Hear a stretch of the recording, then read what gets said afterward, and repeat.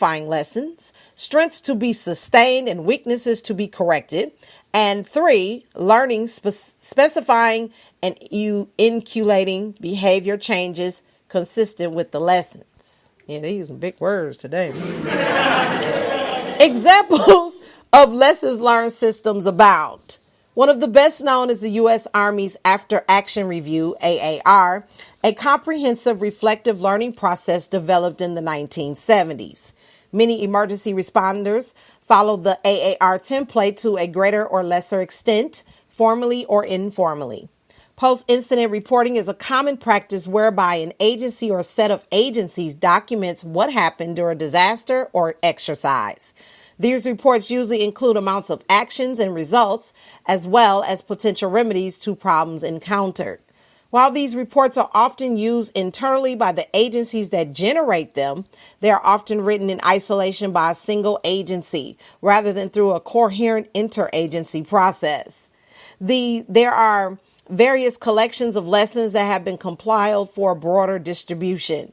Prominent examples include the Wildland Fire Lessons Learned Center collection and the recently established Lessons Learned Information System, developed by the Memorial Institute for the Prevention of Terrorism and sponsored by the Department of Homeland Security. Despite these widespread activities, however, the term lessons learned is often a misnomer. Our experience suggests that purported lessons learned are not really learned. Many problems and mistakes are repeated in sequential events.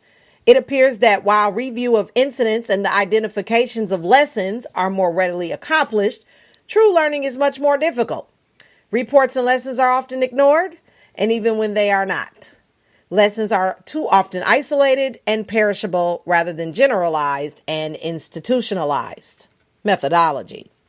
To determine whether or not our instinct is correct, that emergency response organizations find it difficult to learn certain lessons, and to better understand why this is the case, we decided to conduct an exploratory analysis. We used 3 qualitative approaches in our investigation: interviews, a review of documents, and a focus group retreat. We began our study that important lessons are repeatedly identified and to verify that this was a compelling concern for emergency responders. When we reviewed reports produced following incidents to discover and classify lessons that are identified repeatedly, we included reports from large incidents. We excluded reports from military operations and from exercises. In many cases, individual organizations prepare their own reports, and so there are often several reports available for a given incident. In these cases, we focus on the reports prepared at the government level rather than at the agency level, often by the Department or Office of Emergency Management, but sometimes by an independent analyst or a commission. The reports we reviewed are listed in Appendix A. Check that out in your spare time. Some reports were very general, identifying major issues and general lessons. Many, though, were very detailed, and the descriptions and explanations provided were very particular to the incident at hand. Because we are interested in high-level, cross-cutting lessons, we confined our examination to lessons that were called out in an executive summary if provided or characterized as systematic but informal. That is, we did not apply formal coding schemes or use sophisticated textual analysis methods. While this would certainly be an interesting avenue for further analysis, our purpose was to determine whether significant lessons were common across reports. Wow, I wonder what would happen if we really did this with our everyday life. Finally, we convened a focus group of 11 expert incident managers who could reflect on the persistent concerns that arise during major disasters. Most participants were chief level officers. All were from major U.S. municipalities.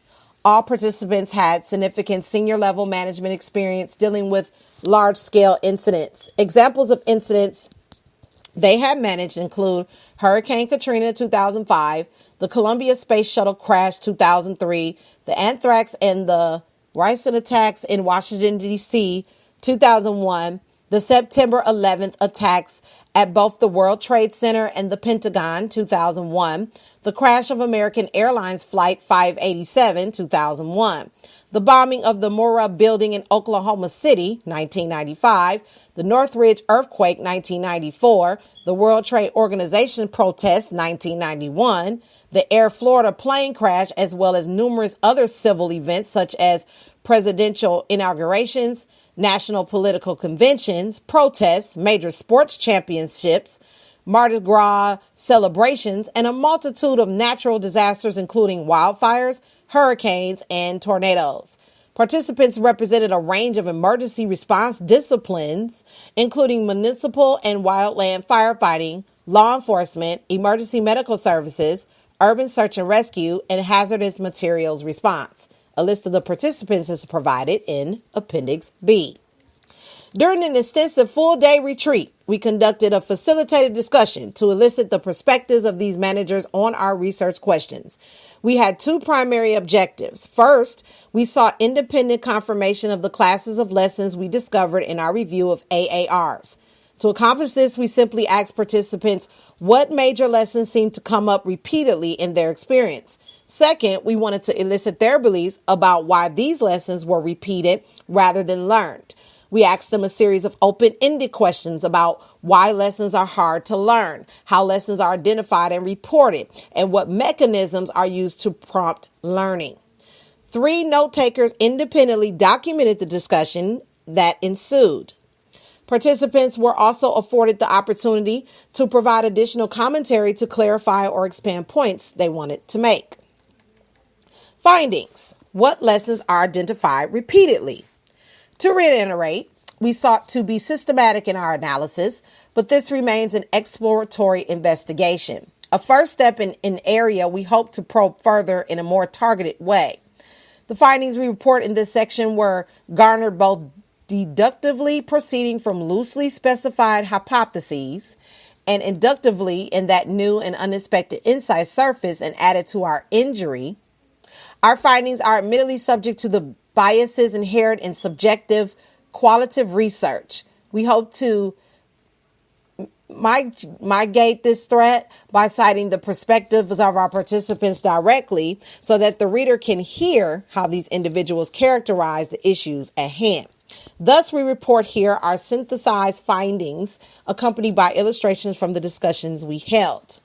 Our review of AAR bears out our hypotheses that lessons are repeatedly identified. Despite the disparity of the reports we reviewed, we found a striking consistency in major categories of lessons identified. Table 1 shows important topics that were addressed in several prominent incidents, while it is certainly the case that each incident had its own unique challenges. It was common to see problems characterized in similar ways across several incidents. It is also true that the response to some incidents appeared to go well, while the response to others went badly, so that certain lessons were stated as successes to be repeated in some cases, but as problems to be corrected in others. A detailed list of the lessons identified in a selection of reports for significant recent incidents is available from the authors. Uncoordinated leadership. We asked our incident commander focus group, what problems do you see on every incident? Several incident commanders immediately replied, unclear, multiple, conflicting, uncooperative, and isolated command structures. Every head in the room nodded in agreement. Large incidents demand that robust command and control structures emerge out of the initial chaos that inevitably ensues when disasters strike. Large incidents also involve a multitude of agencies, each of which must direct our own resources. As a result, agency and or function-specific command structures proliferate. Since each agency has legitimate missions, responsibilities, and jurisdiction, each uses its command and control process to take charge in a legitimate attempt to solve the problems the agency is supposed to solve. Absent an overarching command structure to which all participants subscribe, however, the result is duplicative and conflicting efforts. As one responder put it, people ask who's in charge. The response is usually, of what? In fact, a coherent joint command structure often fails to emerge. Our focus group specifically cited weak implementation of the Incident Command System, ICS, and poor understanding of unified command. A fire chief with extensive experience at the Katrina response gave a telling example. Quote, in New Orleans, you couldn't go 2 blocks without running into somebody's incident command post, but there was no coordination between them. Everyone assumes there'll be a graduation up to some larger structure, but nobody knows how to get that, end quote. At the same time, by using the term command and control, we do not mean to suggest that structures are unitary, rigid, or static. In fact, successful management collaboration, flexibility, and adaptability across multiple diverse actors. This cannot be achieved anarchically. However, it requires that managers employ common philosophies and conventions. What accounts for command problems for failure to collaborate? Our emergency response experts cited 3 main culprits. First, they said agencies lack the commitment to coordinate with each other. At best, they are unaware of what other agencies are doing and do not try to find out. At worst, they are unwilling to cooperate. This stems from a lack of trust between agencies and a lack of understanding across disciplines. Moreover, agencies often find themselves in competition. Day to day, they fight with each other for scarce budget resources. This battle worsens during a major disaster when resources become even scarier. Second, responders told us that the primary mechanism for resolving resource actualization lack decision-making authority aren't respected and or don't get along with each other. They do not focus on how to make decisions together. Worse, large incidents spawn multiple EOCs that tend to be political and whatever that means. Yeah. They will not exchange representatives to facilitate coordination. As a result, turf battles rage and distract incident managers from the real job at hand, correcting the incident. Finally, our expert told us ICS is in common use, but it's not understood and implemented in a consistent manner. Generally, every discipline does their own form of ICS training and agencies train in isolation.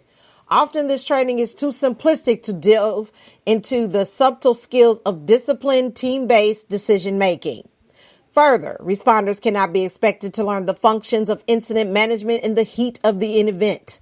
As one captain told us, you can't grab regular police officers and firefighters and take them away from handling the stuff they're handling to do incident management stuff. If they haven't already been in training in logics, it will take them a long time to figure it out, and they have other things to be worrying about. Yet, absent sound training, this is exactly what happens, with the needless result that recognized and well-developed incident management functions are carried out poorly. The reports cited in the introduction to this article bear out our focus group participants claim that, as one manager put it, quote, everyone agrees we need ICS, but we don't share one system, end quote. Failed communications. Our systems of command, control, and coordination are predicated on being able to communicate. As one expert told us, for 30 years, we've said that communications is our biggest problem because it's a house of cards. When communication fails, the rest of the response fails. A major challenge of large disasters is that they destroy our physical infrastructure, including our communications equipment. The most recent example of this comes from Hurricane Katrina, which destroyed an unprecedented portion of the core communications infrastructure throughout the Gulf Coast region.